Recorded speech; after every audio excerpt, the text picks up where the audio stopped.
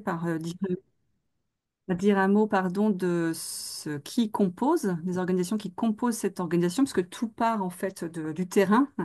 Et la FIL en est la caisse de résonance. Donc, la FIL est un petit réseau d'une vingtaine de structures qui sont toutes actives à l'échelle régionale et qui sont, pour l'essentiel, constituées de structures régionales pour le livre. C'est voilà, le terme que nous avons retenu pour parler de ces structures et qui, en fait, revêtent différentes réalités sur le terrain, mais qui, voilà, sont toutes des structures qui accompagnent les acteurs du livre, vraiment sur l'ensemble des métiers qui constitue cet écosystème du livre et à l'échelle des régions. Donc Interbibli est membre depuis toujours, je pense, de la FIL, qui aura d'ailleurs 40 ans cette année.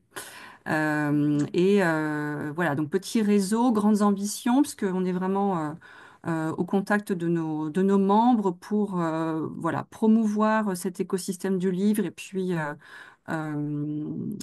euh, les accompagner dans l'accompagnement qu'elles ont elles-mêmes sur les territoires. La FIL, en fait, est un espace de coopération entre ses membres pour euh, rendre visible et promouvoir les politiques publiques qui sont construites à l'échelle des territoires, des régions, en région, et qui est aussi, la FIL, du coup, est également un centre de ressources via notamment son site internet, voilà, pour mettre à la disposition des professionnels et plus largement un ensemble de ressources sur les métiers les métiers et les actions autour du livre et de la lecture. Je ne vais pas aller beaucoup plus loin parce que ce n'est pas le cœur de notre propos, mais je vais quand même vous mettre un petit lien dans la discussion pour vous montrer la carte de France et voilà, métropole et outre-mer de nos structures. Bon, j'ai l'impression que ça bug un peu. J'ai cité les structures régionales pour le livre, mais sont également membres de la FIL certains conseils régionaux, dont celui du Grand Est d'ailleurs, et la Bibliothèque nationale de France et la Bibliothèque publique d'information qui ont une action à l'échelle aussi, qui ont une coopération, qui animent une coopération à l'échelle régionale, et quelques associations. Donc voilà, j'ai pas plus loin pour vous parler de notre réseau. Donc j'enchaîne à l'invitation de Carole sur les enjeux de notre association concernant la question de l'écologie du livre. Pour nous, c'est une question qui s'est intégrée progressivement depuis quelques années dans nos échanges, voilà, au sein de nos instances. En fait, à la FIL, on a différents groupes de travail, on réunit très régulièrement nos membres pour coopérer. Et là aussi, voilà, je pars du terrain parce que si la FIL s'est emparée du sujet, c'est bien parce que nos membres, d'abord, s'en sont emparés.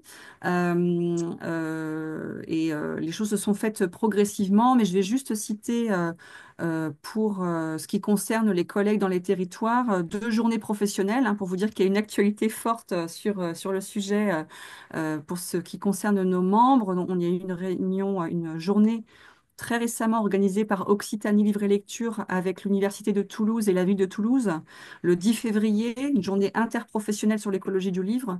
Je ne l'ai pas dit et c'est un manque, mais les structures régionales pour le livre, leur cœur de métier, c'est l'accompagnement des acteurs, mais c'est aussi sous le prisme de l'interprofession et de la coopération, en fait, entre les membres de de cet écosystème du livre, hein. Donc voilà, cette journée d'études était interprofessionnelle organisée par nos collègues d'Occitanie, qui a permis voilà, une journée très dense qui a permis de balayer différents sujets et d'envisager l'écologie comme le moteur de la transformation des pratiques de coopération sur les territoires et de transformation sociale. Donc à plus large échelle, il y aura un replay de ces journées et à mon avis ce sera passionnant. Moi j'ai pas pu y participer mais pour avoir vu le déroulé donc voilà peut-être qu'Interview pourra repartager le replay lorsqu'il sera disponible mais je pense que ce sera très riche et très intéressant pour vous de découvrir cette ressource. Et puis, dans quelques jours, aura lieu à Rennes une journée co-organisée par trois structures membres de la FIL, Livre et Lecture en Bretagne, Mobilis Pays de la Loire et Normandie Livre et Lecture, sur les secondes vies du livre. Donc là, je vais vous mettre, là aussi, hein, l'approche est interprofessionnelle. Comme voilà, je vais mettre beaucoup de liens parce que j'aurai pas le temps de vraiment détailler. Je vous invite à vous saisir des liens qui vous intéressent dans la discussion. Mais là aussi, voilà, un enjeu très important autour des diverses vies du livre. Voilà, donc l'implication de la file, l'engagement de la file dans cet enjeu de l'écologie, il est évidemment favorisé et enclenché par la dynamique de ses membres.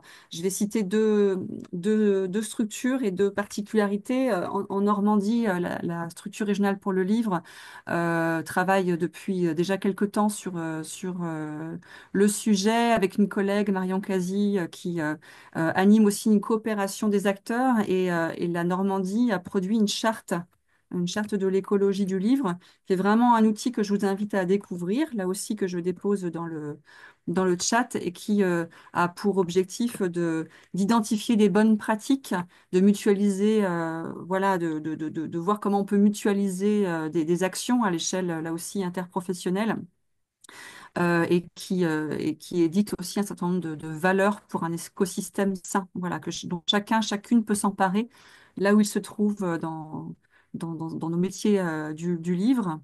Et puis, vous citez, avec une pensée particulière pour les Pays de la Loire, citez Mobilis, la structure régionale pour le livre des Pays de la Loire. On a une collègue formidable qui s'appelle Mélanie Cronier, qui travaille sur le sujet depuis plusieurs années.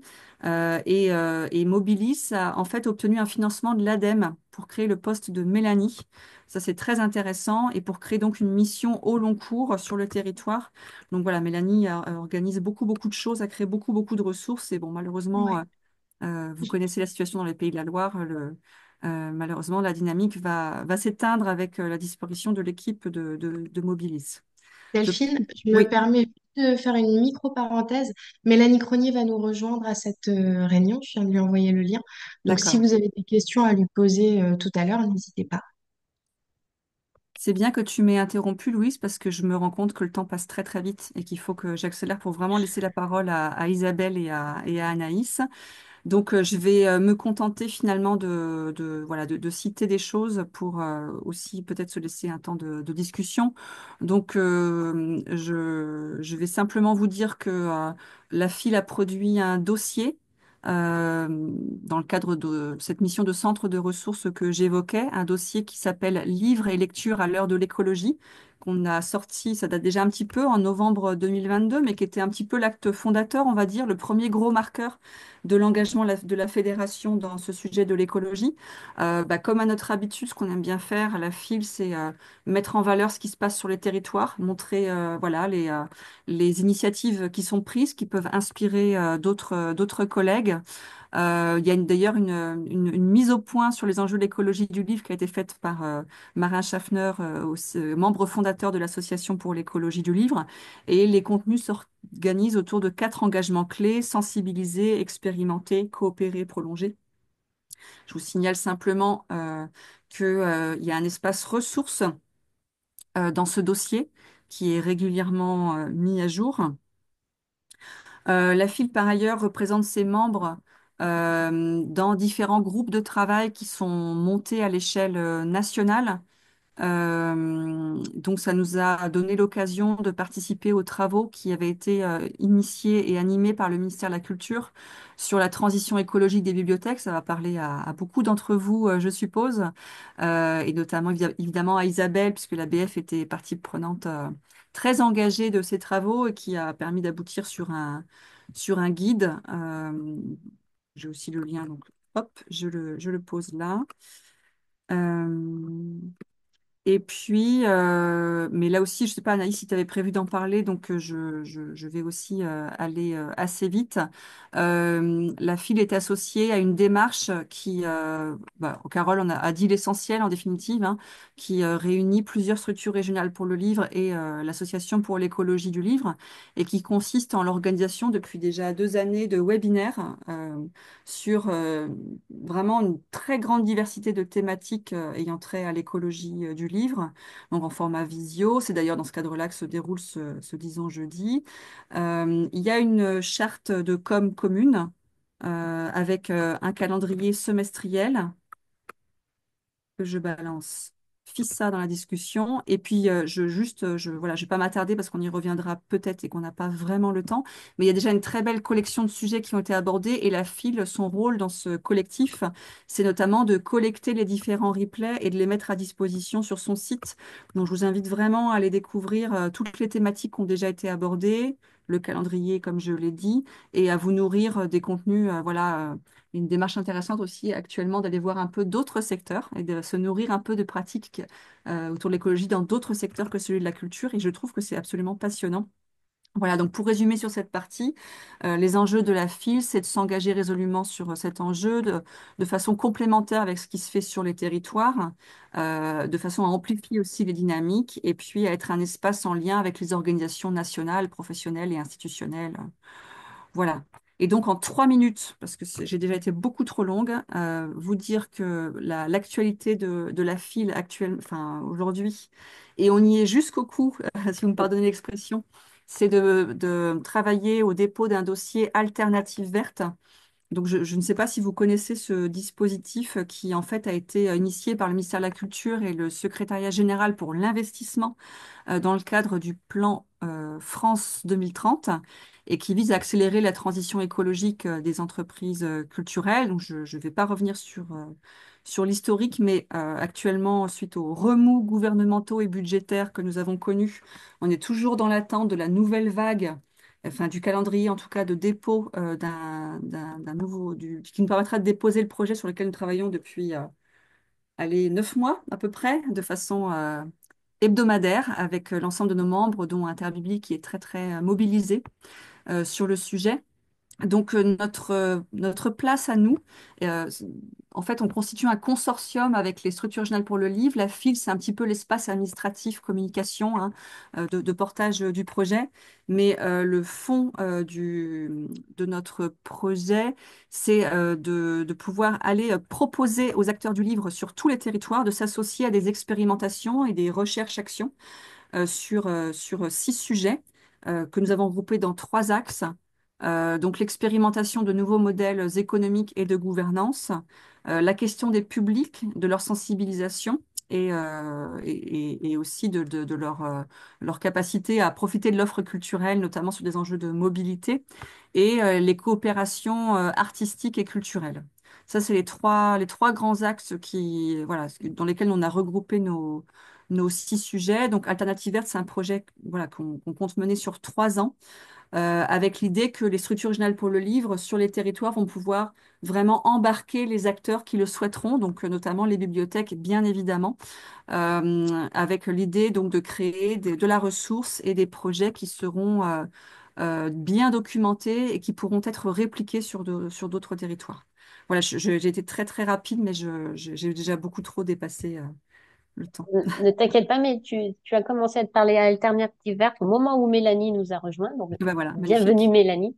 Donc, Mélanie, si tu veux ajouter quelque chose sur Alternative Verte, parce qu'on a parlé de l'implication notamment de Mobilis et de ton travail, c'est conséquent et formidable. On ne le dira jamais assez sur ces questions.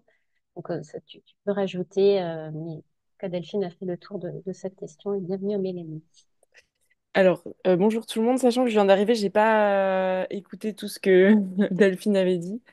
Euh, alors, j'ai pas forcément, j'imagine que tu as déjà tout présenté et Hmm. de manière. En 2 minutes chrono, Mélanie. Donc, si Ouais. toi, tu vois la phrase choc qui va bien, qui te va, tu vois, je pense que c'est, voilà, ça peut être tout à fait complémentaire et voilà, parce que j'étais beaucoup trop rapide. Ouais, alors, bah, du coup, moi, ce que je peux quand même dire, c'est que peu importe l'issue cet appel à projet, dans tous les cas, il y a eu quand même un élan de coopération inter-SRL qui s'est fait là, autour d'un sujet assez important de la filière. Et du coup, rien que pour ça, c'est quand même à soulever comme quelque chose bah, comme une action menée aussi parmi tant d'autres. Et en tout cas, Mobilis a été très heureuse de participer à ce projet, quoi. Et en fait, rien que pour ça, je trouve que ça a été une belle réussite et chapeauté bien sûr par la file. Donc moi, j'ai pas grand-chose à rajouter à part ça. Et j'espère pour le coup que cet appel à projet va voir le jour, Hmm. enfin, un jour, quoi. Voilà. Mélanie. Si vous n'avez pas de questions de suite, je vous propose, n'hésitez pas toujours à les mettre dans le chat. Visiblement, il y avait un lien qui ne fonctionnait pas, Delphine. Voilà. Je le N'hésitez recherche pas, et je le remets. ouais, à lever la main ou à l'écrire dans le chat. Et sinon, je vous propose de laisser la parole donc à Isabelle pour le groupe Bibliothèque verte de l'ABF, groupe que vous connaissez peut-être un peu plus que celui de la FIL, mais néanmoins, ils font énormément de choses aussi. Et aussi, comme l'a souligné Delphine, avec la FIL et avec les agences régionales. Donc, Isabelle, je vous laisse la parole. Merci. Alors bonjour ou rebonjour à tous. Je suis donc ici effectivement au titre de membre de la commission Bibliothèque verte de l'ABF. Donc je vais commencer juste par vous rappeler rapidement ce qu'est l'ABF, mais je pense que la plupart d'entre vous la connaissent au moins de nom. Donc c'est une association, elle s'appelle donc l'Association des bibliothécaires de France et elle existe depuis plus de 100 ans. Elle a été fondée donc en 1906 et reconnue d'utilité publique en 1969. Alors, ce qui fait son originalité, c'est qu'elle rassemble tous les bibliothécaires de France, euh, professionnels ou bénévoles, et que son rôle, c'est surtout de promouvoir en fait le rôle des bibliothèques dans la société. Mais elle a aussi un rôle de formation, d'échange, d'organisation d'événements, bien sûr. Elle compte environ 2000 adhérents actuellement. Et alors, elle a une structure double. Donc, il y a un bureau national qui organise les événements à l'échelle nationale. Et il y a également une double structuration dans l'association, donc une structuration territoriale, hein, donc comme pour d'autres fédérations ou associations. Euh, il y a actuellement 20 groupes régionaux qui chacun ont leur propre bureau, leur propre calendrier d'événements et leur propre vie en fait, en plus de leur participation éventuelle aux événements nationaux, et une structuration thématique avec plusieurs commissions. Donc il y a 15 commissions, et donc la commission Bibliothèque verte est la dernière créée puisqu'elle existe depuis 2022.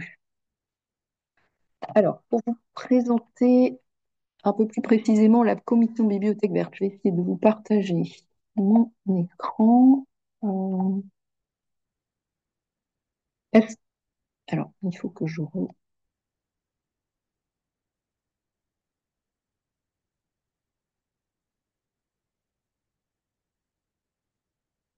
Est-ce que ça fonctionne pour vous ou pas?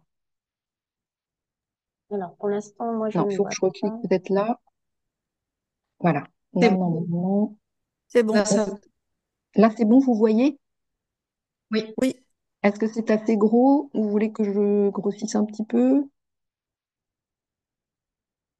Non, ça C'est a l'air bien. lisible. Oui? C'est lisible, ouais. Ah oui, c'est bon, Voilà. Isabelle. Donc voilà. Donc la commission Bibliothèque verte a ouvert donc son blog en octobre 2022 et donc c'est un blog qui comprend plusieurs parties. Donc il y a une rubrique agenda parce qu'il y a énormément en fait d'événements, de formations pour lesquels la commission, les différents membres sont sollicités en fonction de leurs compétences, de leur site de travail, etc. Il y a une carte thématique interactive des sujets. Alors là, je vais peut-être essayer de grossir un petit peu parce que c'est un peu petit. Donc, c'est une carte mentale qui résume en fait un petit peu tous les axes de travail en fait hein, de la commission, mais on la retrouve sur le blog. Hein, je pourrais vous donner le lien aussi. Donc, ça peut aller des collections à la formation des professionnels, à l'accompagnement de projets, etc. Euh, On a travaillé aussi oui, sur des parties parties bâtiments, des parties un peu plus techniques aussi. On est sollicité en fait pour toutes sortes de sujets. On ne peut pas toujours répondre, mais on essaye quand même dans la mesure du possible. Donc, sur le blog, en fait, l'idée c'était aussi de publier régulièrement des billets pour alors soit faire écho à un événement, soit annoncer des choses, soit simplement traiter d'un sujet professionnel en rapport avec le développement durable et les bibliothèques pour faire aussi une espèce de veille professionnelle en fait sur ce site. Euh, Donc, je peux peut-être mettre dans le chat le contact aussi, si jamais il y avait des questions.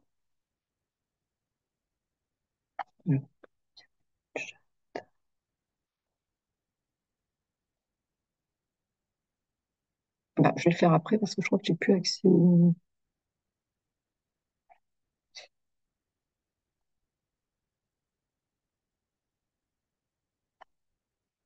Donc voilà pour l'essentiel, pour les actions. Alors elle est bien sûr aussi présente dans les événements nationaux comme le Congrès national de l'ABF qui a lieu tous les ans début juin, avec éventuellement l'organisation de tables rondes, de rencontres, etc. Voilà, selon les thématiques aussi qui ont été retenues pour ce congrès. Elle s'efforce aussi de conserver et de partager toutes les actions, les événements qui peuvent avoir lieu dans les différentes bibliothèques pour avoir une mémoire de ce qui se fait. Voilà, donc pour la commission. Et donc, alors, les enjeux, donc, c'est bien sûr de valoriser toutes ces actions et toute l'implication et le rôle des bibliothèques dans la transition écologique par l'organisation de journées professionnelles et aussi par donc, toute cette compilation de ressources et échange d'informations. Et il y a également donc un gros projet là qui vient vraiment se mettre en place.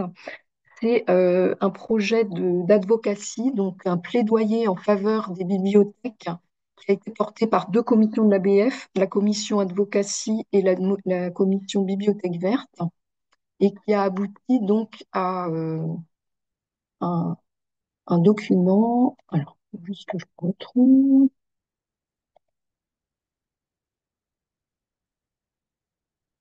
Voilà, je vous partage.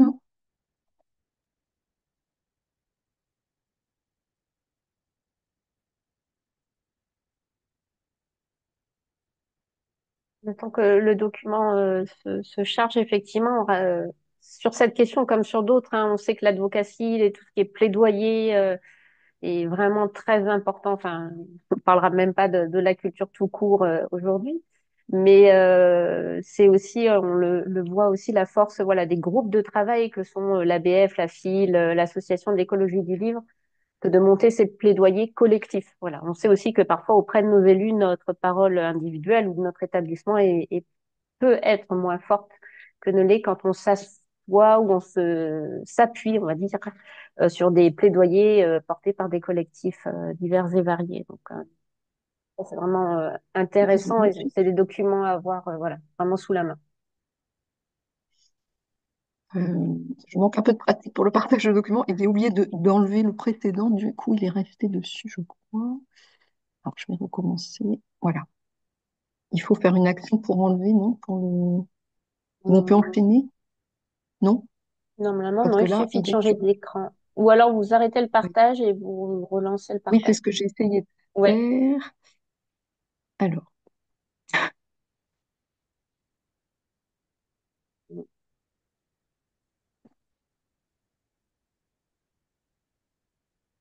arrêter le partage. Je ne vois pas l'option.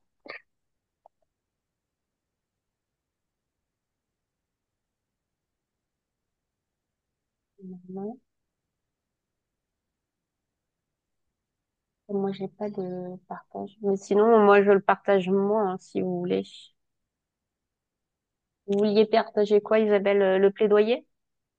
En fait, oui, c'était sur bah, oui, l'affiche et le résumé du plaidoyer, en fait, parce qu'il y a pas mal de textes en plus.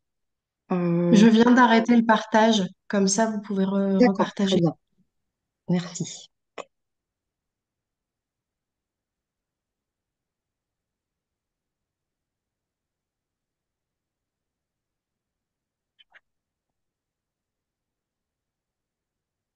J'ai un lien. Voilà, il est là.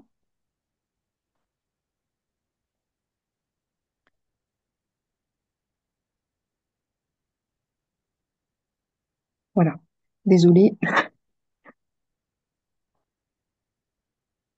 Est-ce que ça va? Tout le monde peut voir? Oui.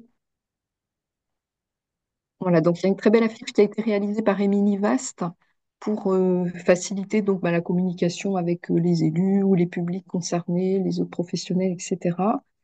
Euh, Et donc, l'idée, bien sûr, c'était tout en montrant toutes les actions qui sont faites en bibliothèque sur le développement durable, l'écologie, c'était aussi de montrer que l'existence même, en fait, des bibliothèques est un moyen aussi de partage et d'économie solidaire, d'action écologique et aussi de vivre ensemble, bien sûr, hein, des valeurs en fait qui sont fortes et qui sont portées par les bibliothèques, notamment les bibliothèques publiques, mais aussi maintenant par les bibliothèques universitaires aussi qui rentrent dans ce type d'action.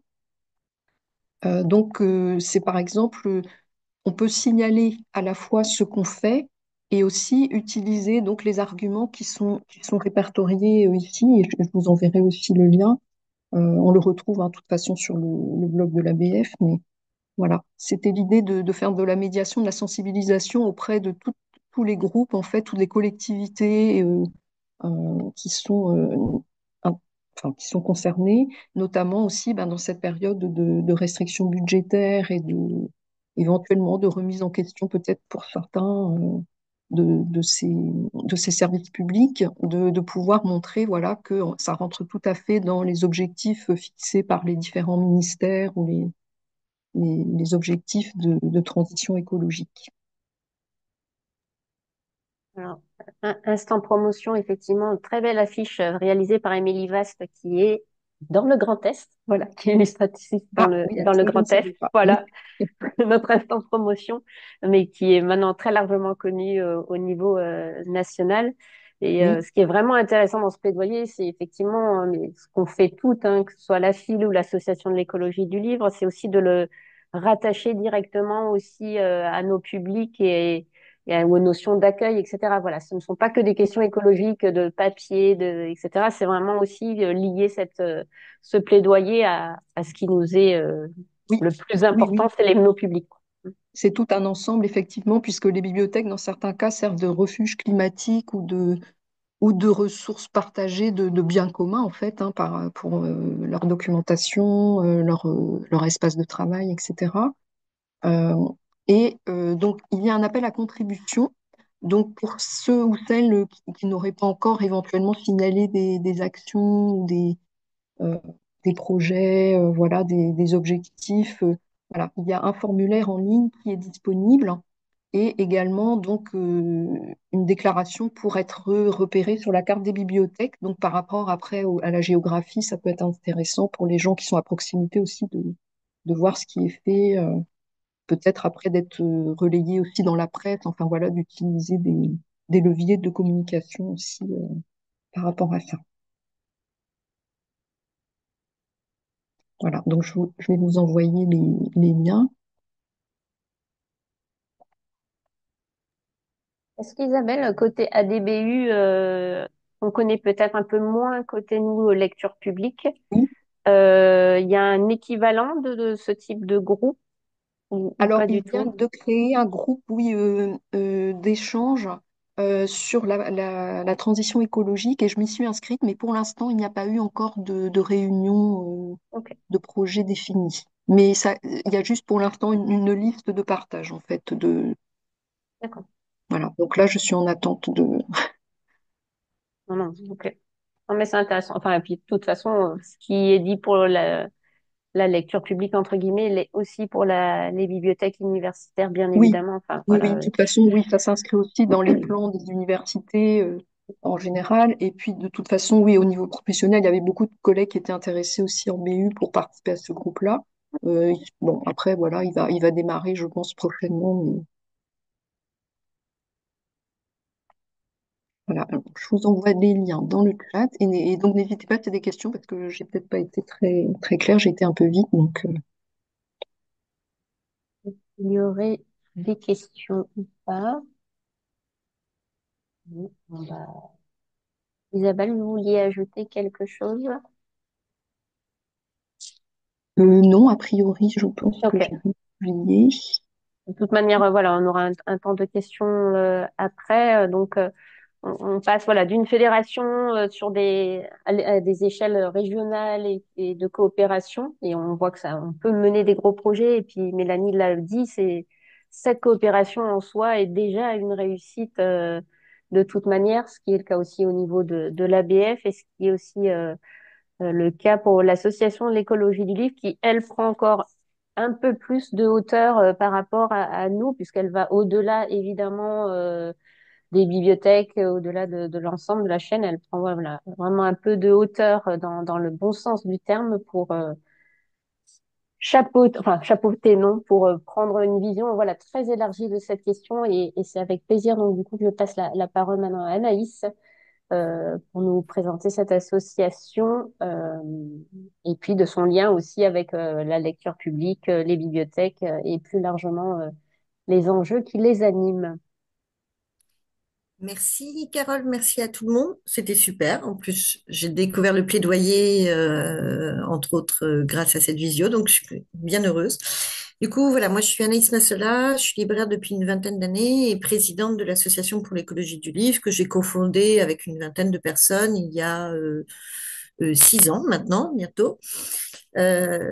Donc, pour reprendre ce que Carole disait, nous, on est un certain nombre d'acteurs plutôt au départ côté chaîne du livre, c'est-à-dire éditeurs, libraires, auteuristes, diffusion, distribution, qui nous sommes interrogés sur la responsabilité, donc l'éco-responsabilité de la chaîne du livre et aussi sur les modalités de fonctionnement de cette chaîne. Euh, du coup, on apportait un regard critique et assez radical sur ce fonctionnement, sur ce système. Et donc, on a une vision systémique. En parallèle, on cherche à réfléchir du coup à des systèmes qui ne fonctionnent pas comme ça. Alors, pour être très rapide sur le fonctionnement de la chaîne du livre, je pense que vous êtes au courant, c'est un peu comme toutes les filières, on est soumis à des flux d'accélération depuis à peu près les années 2000 qui nous amènent à des questions de surproduction, du coup des questions d'épuisement des ressources, des questions de transport, de rapidité, avoir les livres plus vite, la venue d'Amazon, et en même temps la désertification des centres-villes, la librairie rurale, l'édition indépendante petite, invisibilisée face à des gros mastodontes, des effets de concentration de plus en plus importants, euh, dont celui qui est le plus, dont on parle le plus dernièrement, c'est évidemment la mainmise de Bolloré sur le groupe Hachette, etc. Dans cette vision globale du livre, on ne s'est pas arrêté que à la fabrication et à la vente du livre, on s'est posé aussi les questions de lecture, c'est-à-dire grosso modo, on s'est dit, bah, si on fait une association, pas pour le livre écologique, mais pour un livre, pour l'écologie du livre, il faut réfléchir à, du coup, pourquoi? C'est-à-dire pourquoi on s'intéresse au livre en tant qu'objet.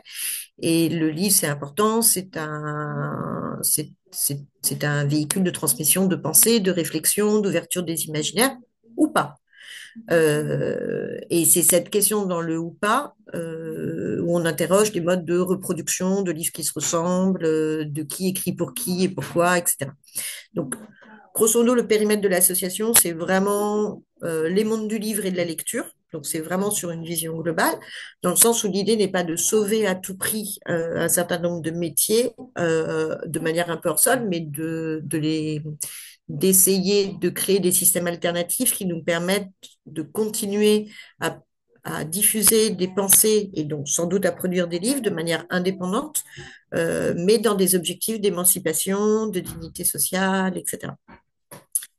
Bon, je le fais très vite et donc pour être très clair, nous on s'est appuyé, donc c'est une des batailles qu'on a gagnées sur la bataille des pensées et la bataille des mots, c'est qu'on parle depuis le début des 3 écologies du livre, qu'on a emprunté à Félix Guattari dans ces 3 écologies, où il associe l'écologie matérielle, l'écologie sociale et ce qu'il appelle l'écologie symbolique. Je vais revenir rapidement en disant, en fait, on ne peut pas penser les uns sans les autres parce que la manière dont on a de produire a des impacts sociétaux, a des impacts sur la précarité des personnes, sur leur manière de travailler, et ça a des impacts sur le type de livre qu'on produit et aussi sur la charge symbolique qui est donnée à l'objet. On pourrait le dire sur d'autres, on pourrait en parler sur l'alimentation et ça deviendrait très clair pour tout le monde. comment est-ce que la manière dont on produit ce qui va nous nourrir impacte les métiers de producteurs et les consommateurs et comment on relie un peu tout ça.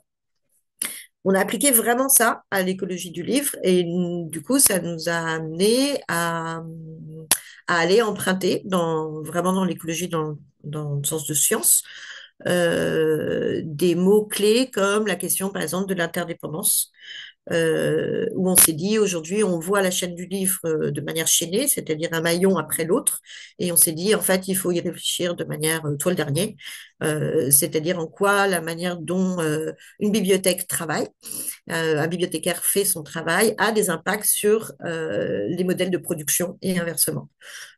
Comment est-ce que et ça pose des questions que j'ai déjà entendu poser des bibliothécaires parce que nous avons à l'intérieur de l'ASSO beaucoup de bibliothécaires. Je reviendrai un peu sur le fonctionnement de l'ASSO rapidement. Euh, euh, vous avez besoin de livres qui durent, vous avez besoin de livres éco-conçus d'une certaine manière, et en même temps, nous, en librairie, on est plutôt sur du livre déchet, du livre qui remplace les autres, et donc c'est intéressant de discuter ensemble sur, du coup, comment on fait avec ces deux objectifs qui, a priori, sont antinomiques, euh, et comment c'est travaillé du côté des éditeurs, imprimeurs, etc.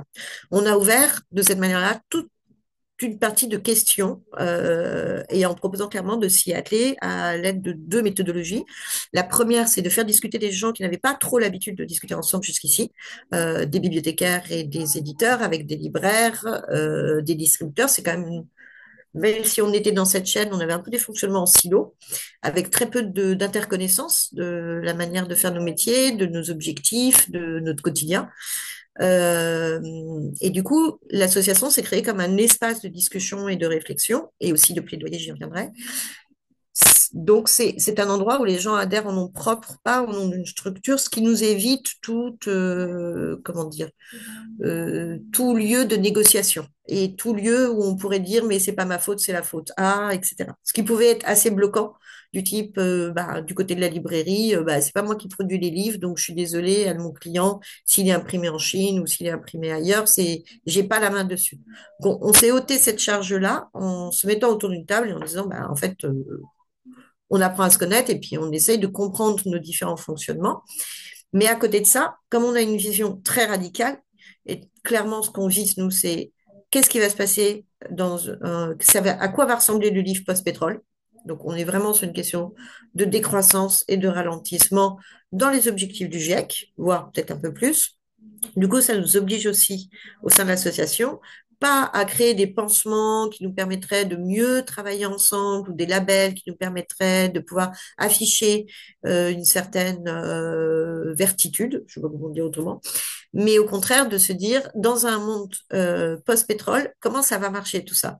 Quels sont les gens qui vont comment on va fabriquer des livres? Comment on va les faire circuler? À quoi serviront les librairies dans ce monde-là? Peut-être qu'il y en aura peut-être plus besoin. Quelles seraient les missions d'une bibliothèque dans ces mondes-là, etc., etc., etc. Donc on a deux pans, une analyse critique d'un côté et une réflexion d'imaginaire et d'exploration de modalités, alors qu'il est maintenant devenu enfin, même quand on avait commencé à travailler, avait commencé à être c'est la question des futurs désirables, on se projette dans 20 ans, et du coup, à partir de cette projection, on revient à notre quotidien pour voir du coup comment le chemin va nous amener à ces projections que l'on fait. Voilà, donc l'asso, elle est interpro, elle est du livre et de la lecture. Du coup, il y a aussi des lecteurs qui peuvent en faire partie, même si c'est pas encore suffisamment le cas. Euh, on travaille sur les interdépendances. Tout le travail dont a parlé Delphine à la FIL, ou Isabelle à l'ABF, c'est exactement ça. On a poussé les curseurs sur les questions de coopération et mutualisation, avec des gens qui sont assez convaincus que c'est urgent de le faire, et avec l'aide, par ailleurs, d'un système qui, lui, est de plus en plus rigide et nous amène à déployer énormément d'imagination pour arriver à créer des collaborations qui jusqu'ici, dans une certaine forme, et je mets des guillemets là-dedans, mais dans une certaine forme de confort économique ou de reconnaissance de notre travail, on n'avait pas forcément besoin de le faire. C'était pas aussi prégnant. Aujourd'hui, ce que nous amène l'écologie, finalement, et c'est là où c'est une chance, c'est à ne pas se contenter du monde qui est là.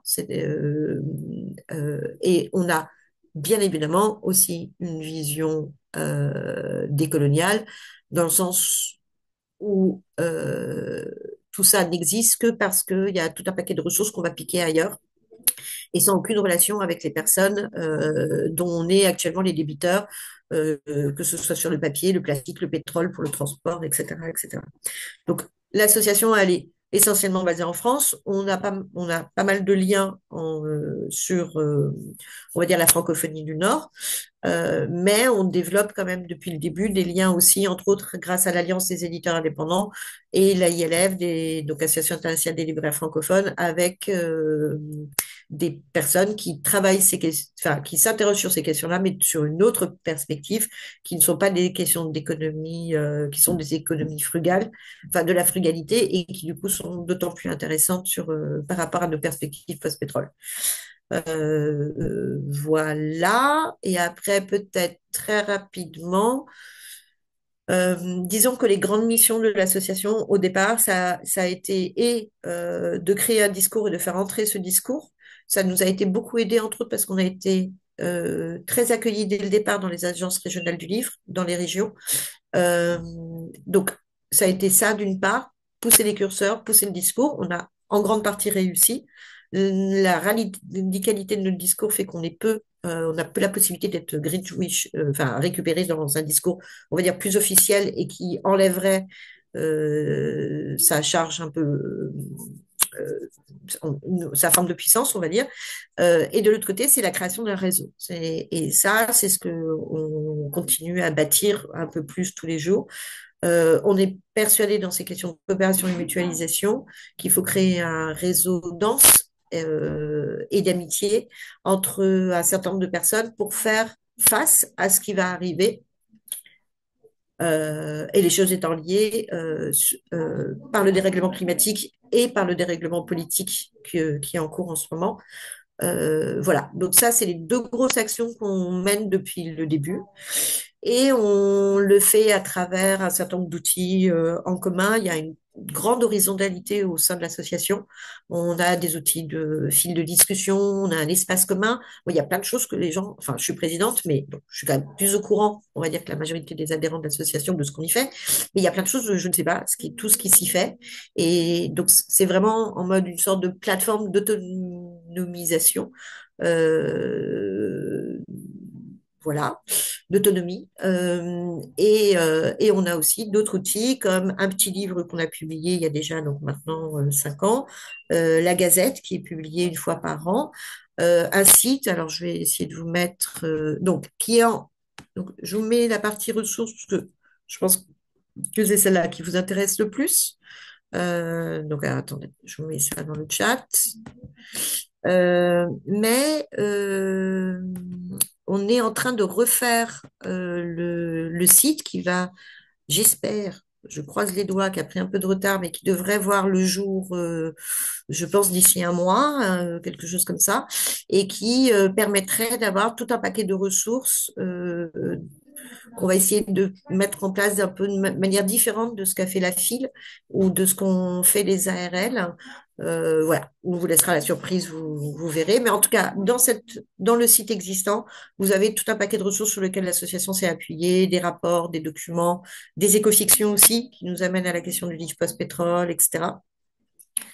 Voilà. Et je sais pas, est-ce que Delphine ou Mélanie, vous pensez que j'oublie de dire des choses sur les actions de l'assaut?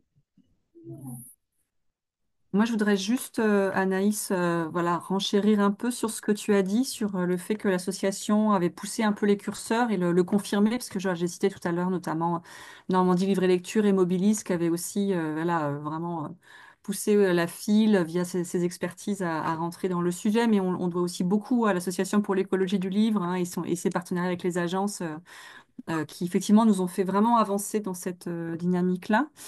Et juste, je vois qu'il y a une question très intéressante dans le chat sur le pilon. Et peut-être, moi, j'en dirais un mot sur Alternative Verte si on a le temps, mais voilà, je pense qu'en effet, elle est pour toi, celle-là. Oui, donc, alors peut-être je vais parler du pilon, puis je vous parlerai de la trêve comme manière d'aborder une problématique. Donc la question du pilon. Donc la question du pilon, elle est assez prégnante du côté de l'édition, mais surtout aussi du côté de la librairie, puisque du coup nous on fait des retours, et donc en faisant nos retours, on finit par apprendre quand on creuse un peu que tous les livres de poche vont être pilonnés, qu'un livre sur deux retourné va être mis au pilon. J'ai eu l'occasion de visiter un centre de distribution. J'ai vu comment c'était fait, c'est-à-dire des cartons de retour qui sont triés, etc. On apprend aussi que le pilon, aujourd'hui, parce qu'on n'a pas de filière industrielle qui le permettrait, ne repart pas pour faire du papier recyclé, mais pour faire du papier toilette, etc. Donc, on a détricoté toute cette question du pilon. C'est important parce que ça fait partie du plaidoyer qu'on fait, c'est-à-dire une exigence de transparence vis-à-vis de la partie très industrielle du livre, des distributeurs, etc. Les obliger à s'interroger sur leurs pratiques et sur la manière dont ils pourraient faire autrement, obliger aussi des éditeurs à vérifier leurs contrats. Regardez, il y en a certains qui découvrent que tout est pilonné parce qu'ils ont signé au bout d'une page sans que ça pose des questions. Et on a aussi découvert, par exemple, que l'école des loisirs, depuis très longtemps, travaillait avec un- une, des personnes qui réhabilitent chacun des livres. Et ils le font depuis très longtemps, comme une sorte de truc un peu culturel. Voilà. Euh, donc, d'un côté, on va interroger ça. De l'autre côté, on interroge toujours dans la question du système. C'est-à-dire, oui, pour faire du pilon actuel, peut-être plus de papier recyclé et pas forcément du papier toilette. Oui, pour améliorer dans les systèmes de distribution le tri pour qu'on n'ait pas un livre sur deux parce que il est légèrement écorné. Oui, pour réfléchir à des révolutions culturelles, ou en tout cas des évolutions culturelles de la part de nos clients pour le fait que le livre soit très beau, oui, ce qui peut être un peu abîmé. On est un peu pétrifié là-dedans, mais c'est très clair. Je veux dire, les gens veulent des beaux livres, pas abîmés, etc. Hein. Donc tout ça, c'est important. Mais derrière, ce que nous, on interroge par ailleurs, c'est vraiment un système de flux et de vitesse qui ne fait que s'accélérer. Donc, à l'assaut, on a mis en place une trêve de nouveautés l'année dernière. Grosso modo, je vais essayer d'être rapide parce que vous n'êtes pas forcément complètement au courant, mais donc les libraires travaillent de la nouveauté en amont. Et donc, l'idée, c'était de bloquer pendant 2 mois, pendant un mois, sur un rayon, etc., ces nouveautés-là. De bloquer le flux, en fait, de s'accorder de faire une pause. Je sais que ça vous concerne aussi parce que la pression sur la nouveauté, je sais qu'elle est aussi forte en bibliothèque qu'en librairie. Il y a une forme aussi, j'en parlais avec un libraire qui me disait, moi, je peux pas faire une trêve parce que mon marché avec la bibliothèque fonctionne que sur la nouveauté. 95% des achats qu'ils ne font sont de la nouveauté. Donc, il y a une vraie discussion à avoir sur cette pression et pourquoi faire. Et on sait que sur la question du pilon, le pilon, c'est à hauteur de 13% du flux retour. Enfin, non, c'est 13% du flux aller. Donc, euh, une fois que les livres sont partis dans les librairies ou ailleurs, quand il y a 13% de ce flux qui va finir par être pilonné. Mais si on regarde sur la nouveauté, c'est 63% du flux aller de nouveautés qui est pilonné. Donc, ça veut dire qu'on produit, sur 3 livres, il y en a 2 qui vont être détruits. C'est énorme quand on le regarde comme ça. Et donc, ce qu'on interroge derrière, c'est ce besoin de la nouveauté. Souvent, on nous dit, mais c'est important parce que c'est la question de la création. On n'a pas de réponse à tout, mais grosso modo, aujourd'hui, ce flux ne fait que précariser de manière de plus en plus forte les personnes. Il crée des obligations, c'est-à-dire qu'il y a des éditeurs qui peuvent créer des contrats qui gardent les auteurs un peu pieds et poings liés ou dans leur écurie, ou le livre, ils vont le garder pendant 80 ans, même s'il va jamais être réimprimé. Enfin, voilà, nous, on essaye derrière de détricoter en fait tout ce qu'il y a derrière cette question du pilon, quels sont les systèmes qui sont mis en œuvre, les manières de penser et comment on peut réfléchir la question du ralentissement autrement, mais surtout aussi pourquoi faire. Merci Anaïs. C'est vrai que cette question du pilon, quelqu'un l'a écrit, hein, elle nous concerne aussi en bibliothèque, alors à une autre échelle, mais malgré tout aussi. Elle concerne aussi, ce que je trouvais intéressant, c'est quand tu parlais de la pression de la nouveauté, c'est vrai qu'elle existe aussi en bibliothèque, mais elle existe aussi, enfin parce que nous on s'occupe aussi du pan des manifestations littéraires. Voilà, les manifestations littéraires aujourd'hui sont le moment aussi de la nouveauté, plus que du fond. Donc ça aussi, cette pression de la nouveauté pendant les manifestations littéraires, elle est aussi intéressante à creuser. Et je trouve que voilà, ce terme de pression, elle est importante effectivement, et de comment on communique sur cette notion-là aussi auprès de nos publics. Je pense qu'il y a un gros travail à faire. Et du coup, Delphine, tu peux oui peut-être compléter avec cette question du pilon, des défraîchis ou Mélanie aussi dans notre projet Alternative Verte éventuellement. Oui, bah, peut-être Mélanie, du coup, si t'es OK pour le faire.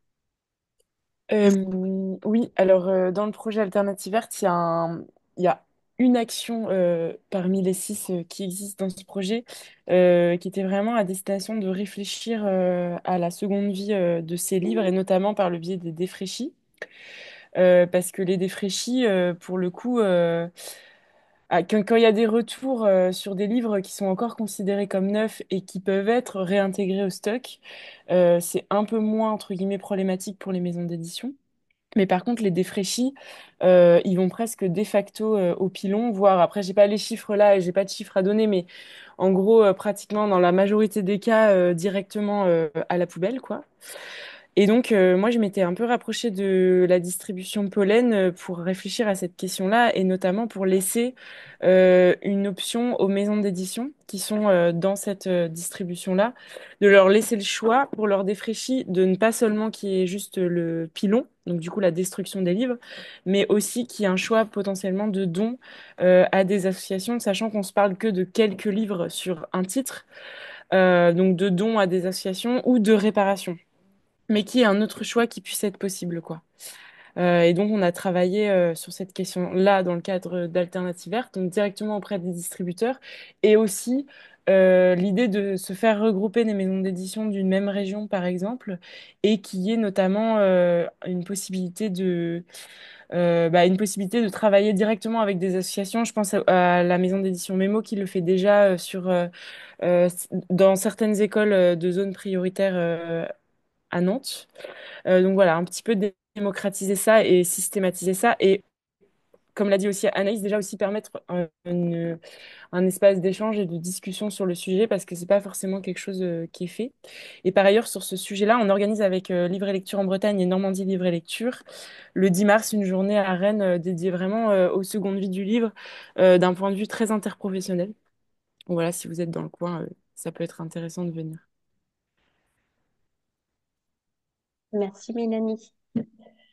Merci à toutes les trois. Je ne sais pas s'il y a des questions ou des apports d'expérience aussi, hein. Vous avez parlé dans le chat, voilà, les braderies qu'on organise, les organismes de recyclage qui, vous vous en souvenez, lors de la loi Robert, avaient posé tout un questionnement sur comment, on va dire, légaliser, entre guillemets, ce travail avec l'ESS et les organismes de recyclage.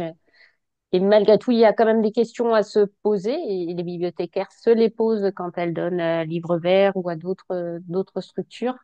Euh, les ventes publiques qu'on fait aussi, et pour en avoir organisé plusieurs en bibliothèque départementale, on voit à quel point l'objet livre vendu et a de l'intérêt, voilà, pour les publics. Alors avec aussi avec tous ces travers de brocantes, enfin pas de bradeurs qui viennent acheter en masse, voilà. Donc il y a aussi une régulation à trouver aussi pour pas que ce soit détourné. Mais c'est vrai qu'il y a voilà des solutions à trouver et à partager surtout. Et je crois que ce que Delphine, Isabelle et Anaïs ont montré, c'est que les niveaux d'engagement peuvent être très différents aussi dans les structures, parce qu'on est plus ou moins liés à des collectivités. Il faut que le fait que l'écologie du livre, on y adhère à son nom propre aussi, peut sécuriser ou pas son engagement. Enfin voilà, de se dire c'est moi qui m'engage, et puis je peux parler au nom de ma bibliothèque ou pas, mais en tout cas c'est moi individuellement qui prend cet engagement. Mais je pense que le niveau d'engagement il reste le même pour les trois associations et pour les agences du livre et puis pour chacune et chacun d'entre vous qui êtes là aujourd'hui, si cette question vous intéresse bien évidemment. Je ne sais pas s'il y a des questions ou des remarques à apporter. Alors, légalement, a-t-on le droit d'interdire une braderie à un bradeur? Ah, alors, je ne sais pas s'il y a une question légale. En tout cas, nous, ça a été, enfin, je parle de la Gironde, mais quand on l'a repéré, ça a été plus un moment de discussion avec les bradeurs et de régulation du nombre d'achats de titres consécutifs à pouvoir acheter, etc. Enfin, ça a été plus de l'ordre de la discussion, mais je pense que légalement, doit pas y avoir de solution pour interdire à un bradeur de passer 10 fois sur la braderie ou sur la vente de livres, je pense pas. Après, c'est poser la question. On retrouve les livres, mais il faut qu'ils soient de toute façon bien marqués en pilon pour la bibliothèque, parce qu'on a aussi retrouvé des livres des bibliothèques parfois chez les bradeurs sans la mention du pilon, donc ça c'est encore autre chose. Donc voilà, il y a des questionnements à avoir par rapport à ça, et je vois qu'Isabelle a levé la main, donc elle a certainement un complément de réponse. Alors, oui, je voulais juste préciser qu'on vient de signer, par exemple, dans notre SCD, une convention avec des associations étudiantes. Enfin, on a préparé et on va en signer donc avec diverses associations pour leur donner une partie de nos livres désherbés, on travaille déjà avec Amarial, qui est une société, une entreprise solidaire qui récupère une partie, mais ils récupèrent partout et notamment ce qui est en moins bon état ou certains types de documents. Voilà, donc on va essayer de les proposer aux associations étudiantes, alors soit pour qu'ils fassent eux-mêmes des braderies, soit pour qu'ils les utilisent, les partagent dans leur communauté réciproque, respective, pardon. Et j'avais une question aussi pour Anaïs concernant, alors j'ai pas encore exploré tout de façon approfondie tous les sites des associations et des fédérations qui sont présentes aujourd'hui. Et je voulais juste savoir, parce que je viens de lire un ouvrage sur la vie des arbres et la gestion des forêts, et bon, si la production du papier aussi est un des sujets qui est abordé, les forêts durables par exemple. Ouais. Euh, c'est un gros. Alors, d'un côté, c'est un très gros sujet. On avait demandé à Daniel Valory de WWF de nous dire si on devait réintégrer l'ensemble de la production actuelle sur le territoire, qu'est-ce que ça donnerait? Et grosso modo, il nous a dit c'est toute la région PACA en eucalyptus. Donc, ça, c'est. Et nous, pour le livre, c'est que 5% de la consommation du papier graphique global. Donc, vous imaginez bien que la question des échelles, là, elle est un peu vertigineuse. Euh, il y a des labels qui existent, donc il y a les labels FSC, PEFC, etc. On sait qu'il y a des trous dans la raquette, on sait que c'est pas suffisant, on sait aussi que les systèmes d'accélération actuels vont pas aider. On sait aussi qu'en même temps, la filière est, alors, d'un côté plutôt organisée. euh, donc, euh, Par exemple, l'Europe va obliger, dans pas longtemps, enfin, c'est en cours, obliger les éditeurs à donner l'ensemble des informations sur la fabrication des livres et entre autres de quelle parcelle de forêt ça arrive. Vous imaginez bien qu'à l'heure actuelle, personne ne sait faire ça. Même l'Europe n'a pas complètement, enfin son espèce de hub, son système logiciel n'est pas complètement au point. Mais là, ça devient, pour les éditeurs, c'est une catastrophe. Même le syndicat national d'édition a demandé aux libraires en disant, bah, vous avez qu'à le faire, comme si nous, on pouvait savoir de quelle parcelle de la forêt ça venait. Mais bon, donc ça, c'est un peu la résistance, mais c'est quand même en train de se mettre en ordre de marche. Après, je ne sais pas trop ce que ça va nous raconter. Ça va nous dire d'où viennent les livres, ce que WWF avait déjà fait en faisant des espèces de récupération dans des labos, en prenant un petit morceau de papier pour essayer de savoir dedans de quel type de forêt ça pouvait venir, etc. Le truc aujourd'hui, c'est qu'on a dépassé la partie, finalement, la question des forêts où on couperait du bois de manière illégale. Ça a encore lieu, mais pas tant que ça. Parce qu'aujourd'hui, notre question, c'est la forêt en monoculture. Et en fait, il est vraiment là le problème. Je veux dire, des grandes forêts d'eucalyptus qui brûlent très vite, etc.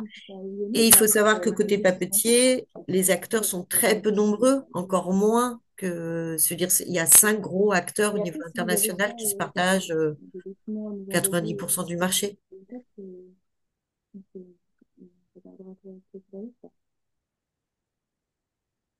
Je crois, Delphine, Mélanie, il y avait eu une expérimentation, je crois, en Nouvelle-Aquitaine, non? Peut-être.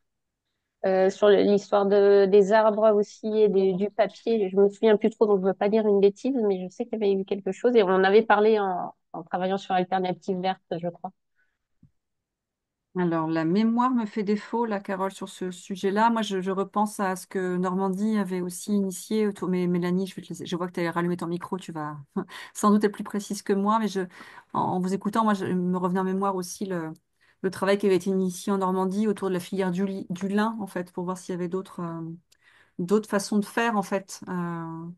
Voilà, qui pouvait être. C'est toujours cet espace des expérimentations aussi, hein, qu'on essaie aussi nous de porter via Alternative Verte. Voilà, c'est comment on peut faire aussi autrement, parce que voilà, en écoutant Anaïs, mais c'est fou, quoi. On peut soulever les problèmes. Enfin, voilà, la question du papier, il y a tellement de choses derrière. Nous, on l'aborde un tout petit peu dans Alternative Verte autour des enjeux d'éco-conception. Voilà, mais on s'était posé la question à un moment donné. Tu te rappelles Anaïs et Mélanie et Carole et Louise. Est-ce qu'il ne faudrait pas acheter une forêt et essayer de tester des choses? Enfin, c'est assez vertigineux. Mais voilà. Je crois qu'au-delà de Nouvelle-Aquitaine, c'était plutôt Grand Est qui a fait une étude avec notamment Benoît Moreau et Fanny Vallon-Bois sur le fait de se poser la question, est-ce que si on relocalisait toute la production, notamment de papier, en région Grand Est, ça suffirait aux maisons d'édition qui sont... Alors, je sais plus si c'est sur le territoire national ou si c'est juste sur les maisons d'édition qui sont en Grand Est. Mais en tout cas, le document, je peux le mettre dans le chat. Et la conclusion, c'était que non, ça ne suffirait pas. Et que est-ce que c'est souhaitable? Ça, c'est une grosse question aussi, quoi.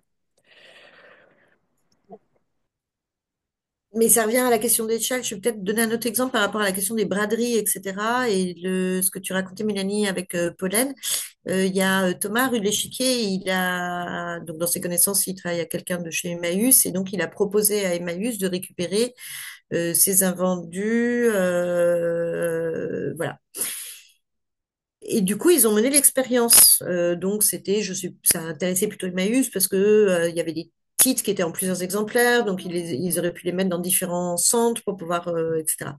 Et je ne sais pas où ils en sont aujourd'hui, mais je crois qu'ils ont en partie abandonné l'idée parce que, et ce qu'avait montré un des rapports de WWF, c'est que derrière le on donne, c'est-à-dire on donne à des structures qui vont s'occuper pour nous, ce qui moi me pose toujours des questions du déchet, c'est-à-dire ou de la recirculation des livres, etc., en réalité, des structures comme Emmaüs, de mémoire, finissent par jeter à la poubelle, ou en tout cas s'occupent de faire le dernier geste, à hauteur de 40% de ce qu'on leur donne. Donc c'est quand même... En fait, on a un sentiment il ne faut pas jeter les livres, mais on est vraiment dans l'économie de l'abondance. C'est-à-dire qu'en fait, notre problème actuel, c'est qu'on a tellement de livres qu'on ne sait plus quoi en faire, qu'on ne sait plus comment les faire circuler, alors on n'est peut-être pas très bien organisé pour aller aux bonnes associations ou aux bonnes personnes qui ont besoin de ce livre-là. On n'est pas non plus encore très organisé, même si ça avance avec les plateformes pour pouvoir dire quand je cherche ce bouquin, où est-ce que je peux le trouver. Mais, enfin, je veux dire, l'échelle est énorme. Je ne sais pas si c'est pas un truc à la Sisyphe, quoi. C'est-à-dire un truc où on s'engagerait dans quelque chose, où on essaie à tout prix de sauver l'ensemble des livres et en fait, on peut pas. Peut-être c'est pas une bonne. Enfin, je vais pas dire que c'est une mauvaise manière de se poser la question, mais peut-être qu'il faut prendre un peu de recul par rapport à la question de la deuxième vie des livres, en se disant de quel livre on est en train de parler concrètement. Mm. C'est lesquels dans lesquels ça vaut la peine. Et du coup, ça a un rapport direct avec nos manières d'acheter, avec nos injonctions à la nouveauté et dans l'ensemble des secteurs. On est un pays du livre et ça a des impacts. Eh ben, sur la thématique des boîtes à livres, il y a quelqu'un qui a fait un travail dessus et en fait, ça redonne, je crois, Enfin, les gens se délaissent. S'il n'y a pas de médiation, c'est plutôt un endroit où on vire Mm. les livres qu'on n'a pas envie de lire etc., qu'on on n'a pas envie de prêter ni de donner à ses amis. Donc, c'est pas forcément non plus totalement. Même s'il y a des choses intéressantes et il y a des boîtes à livres qui essayent de travailler ces boîtes de manière plus pertinente. Ouais. C'est vrai que la question de la boîte à livres, au début, enfin, tout à son début avait, voilà, un intérêt, enfin, avait été construit pour un objectif bien précis, qui à certains endroits était détourné et très multiplié là aussi. Et si vous avez l'occasion de vous balader en ville, quelle que soit la ville, on en trouve beaucoup des boîtes à livres qui sont plus ou moins laissées à l'abandon. Et je crois que cette question de la médiation, effectivement, elle devrait être importante. Enfin, Grand Est a fait aussi le choix de placer des boîtes à livres dans certaines gares. Euh, c'est dommage, on n'a pas Anne avec nous, mais qui pourrait nous dire ce qu'il en est. Mais c'est vrai que là, encore une fois, une idée qui était peut-être très bonne sur le papier au départ a été quelque peu, voilà, pas détournée, je dirais, mais c'est vrai, pas suffisamment bien exploitée. Mais Caroline, je sais que tu as un avis sur cette question. Bonjour, non, c'est pour compléter, rebondir. Alors, je me permets juste deux instants pub, parce que je suis membre de l'Association pour l'écologie du livre, et rejoignez-nous pour qu'on soit un groupe un peu dynamique en Grand Est. Et puis de l'ABF aussi et du groupe régional. Donc pareil, rejoignez-nous. Plus on sera ensemble et mieux on ira collectivement. Et puis, alors les boîtes à livres, il y en a une qui a été installée à Chaumont. C'est la dernière en date à l'occasion du Salon du Livre de Chaumont. On l'a inaugurée. Et ce qui est quand même intéressant, alors il y a un côté design, elle a été travaillée, on la retrouve dans les différentes gares. Ça peut être assez sympa dans la circulation. Et la région travaille avec Emmaüs pour alimenter. Alors, il n'y a pas forcément de la médiation, mais on sait qu'en gare, de toute façon, elles sont vidées, elles ne sont pas remplies.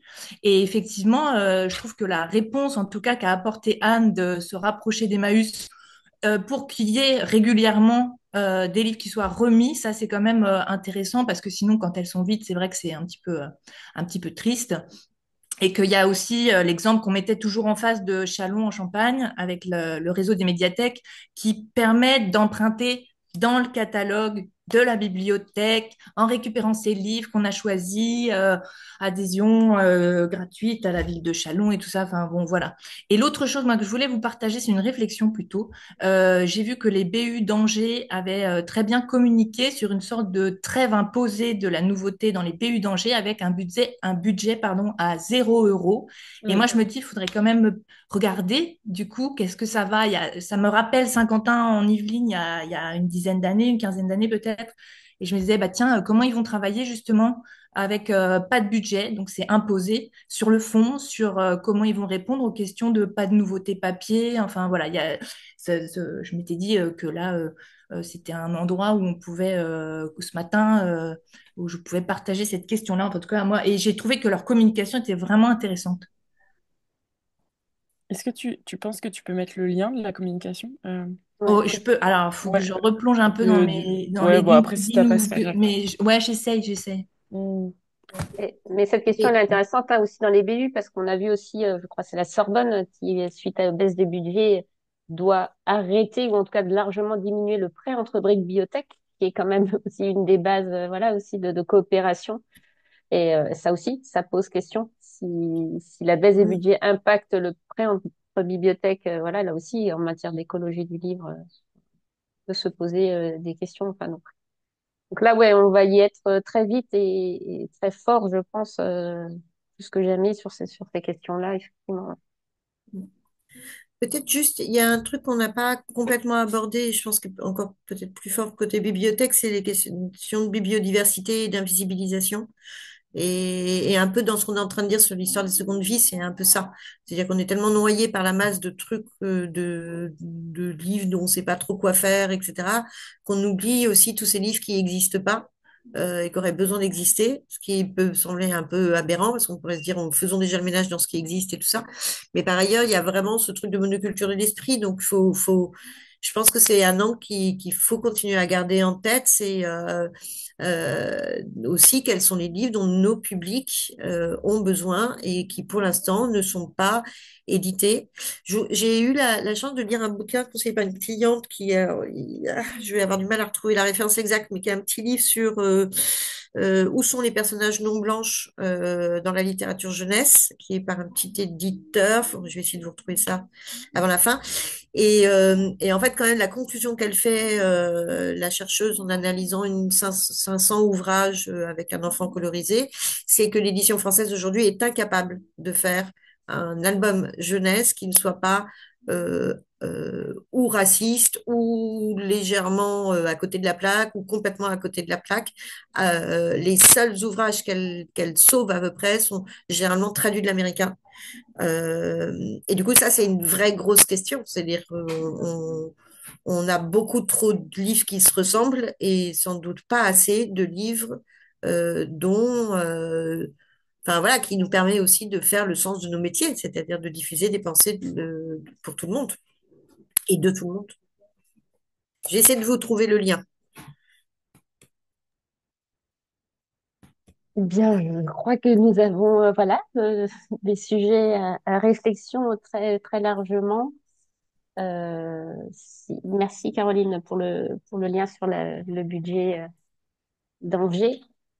S'il n'y a plus de questions, en tout cas, voilà, je tenais vraiment tout à vous remercier. Alors, trois intervenantes et toutes et tous pour votre mobilisation. Je signale que parmi nous, il y avait Nathalie Boguet de la médiathèque départementale de Savoie et qui sera l'animatrice de notre prochain, disons jeudi du mois de mars et qui poursuivra cette question de l'écologie du livre et de comment on partage cette question-là de manière participative avec nos publics, vos publics, nos publics.